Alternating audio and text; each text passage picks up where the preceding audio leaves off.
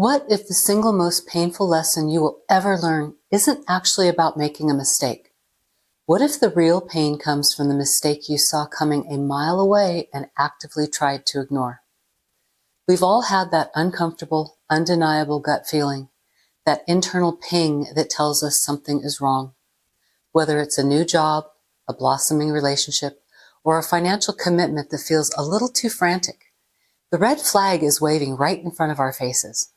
But instead of acknowledging it, we start negotiating with reality. We look at the glaring warning and we try to paint it over. We tell ourselves, maybe it's just a phase. Maybe they're just having a bad day. Maybe if I just squint hard enough, that vibrant shade of scarlet will turn into a nice, accommodating green. The problem is that flag is a crucial weather alert for your life. When you attempt to rationalize it, you aren't being kind or patient. You are inviting years of preventable stress into your future. Once you start paying attention, these warning signs stop feeling isolated. They show up the same way every time, not as drama, but as a pattern. Pattern number 1, red flags are data, not drama.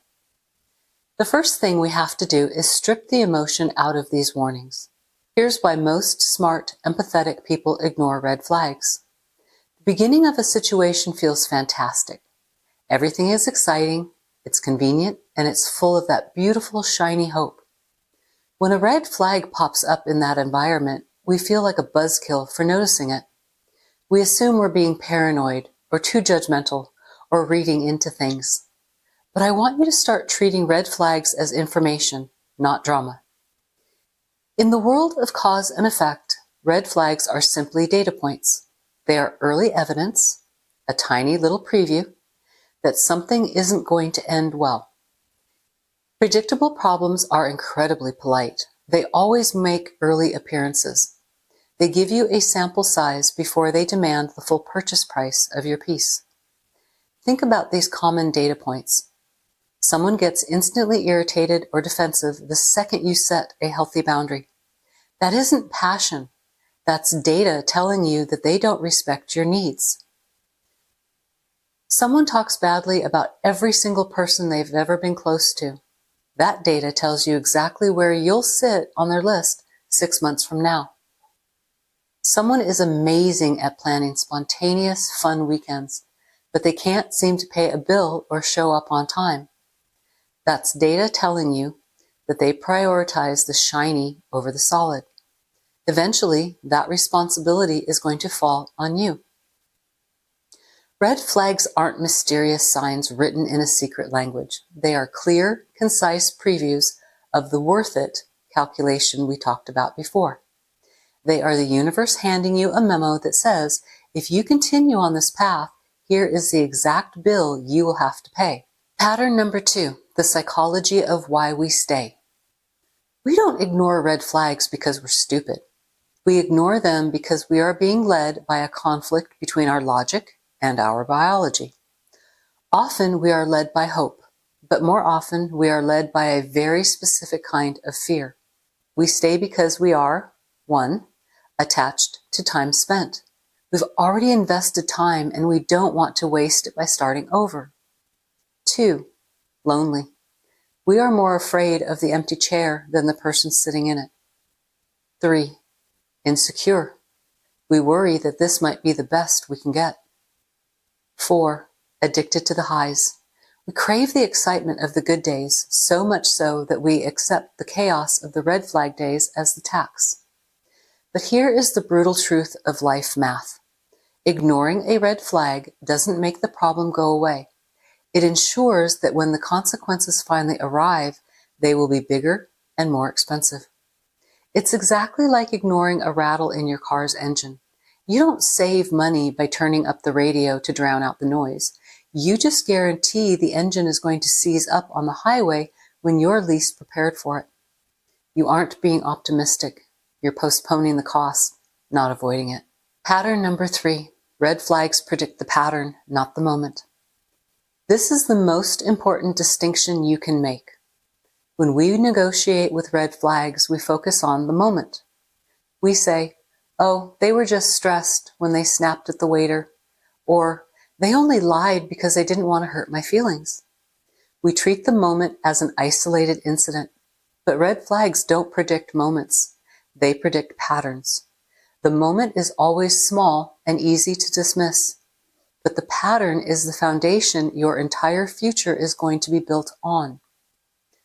Let's look at the logic of a pattern. If someone is rude to a waiter, that isn't a comment on the service. It's a data point about how they treat people they perceive as having less power than them. That is a power dynamic pattern that will eventually turn towards you. If someone cannot apologize, ever, that isn't pride. It's a permanent avoidance of accountability. You are looking at a future where every problem in the relationship will be your fault by default. If someone needs constant attention and validation from everyone in the room, that isn't charm. It's a signal of a bottomless pit of insecurity. The moment is a flash in the pan. The pattern is the structure. This is why horizontal thinkers walk away early.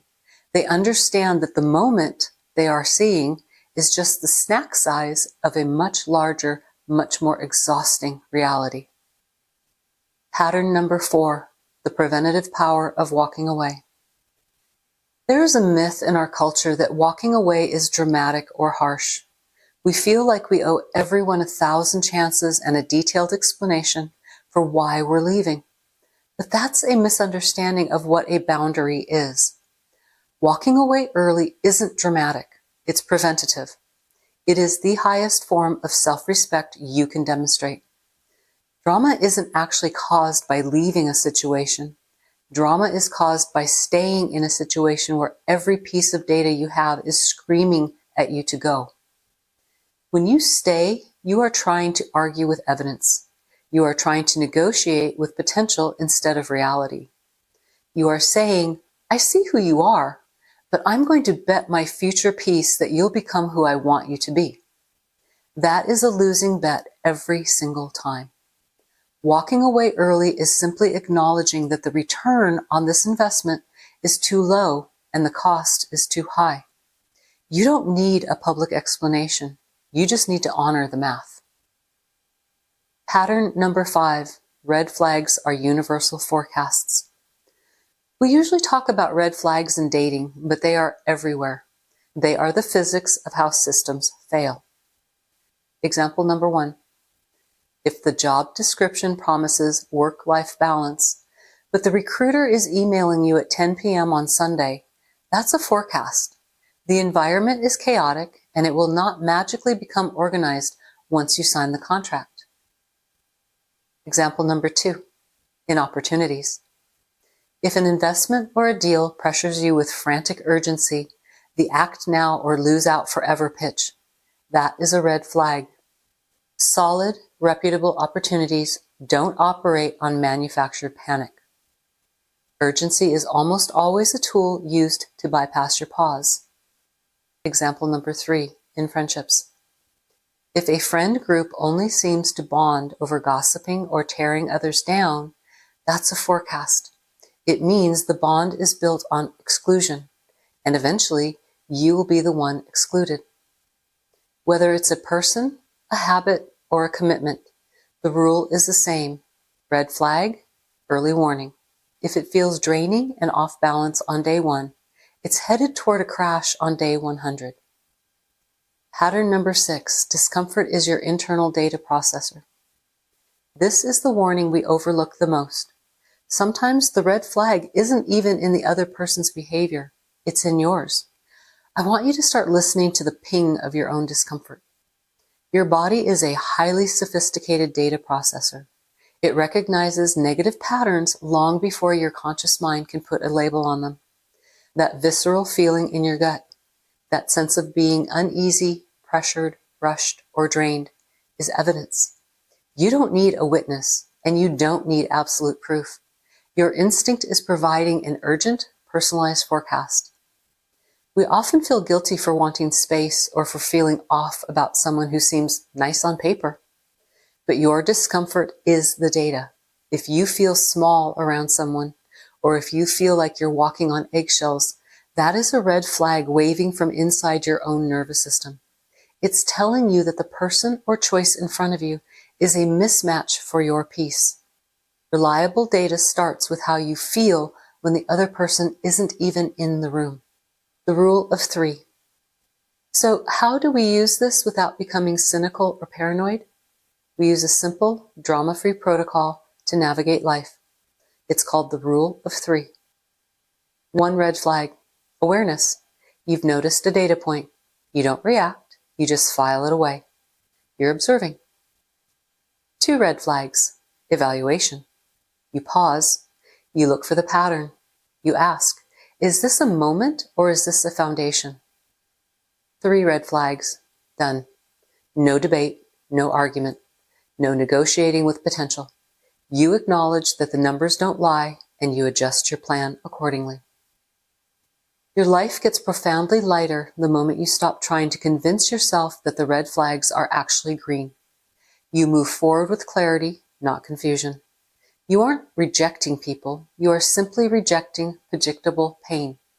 You are rejecting the eventual cost that wishful thinking always charges against the quality of your life.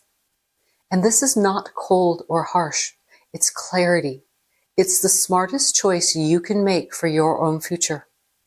Remember, red flags never get smaller. They are a forecast. And the greatest power you have is using that forecast to steer yourself away from the storm before it even hits the coast. I've put together a companion PDF in the description below to help you recognize these flags early and, more importantly, how to walk away guilt-free once you see the pattern. I'll see you in the next one.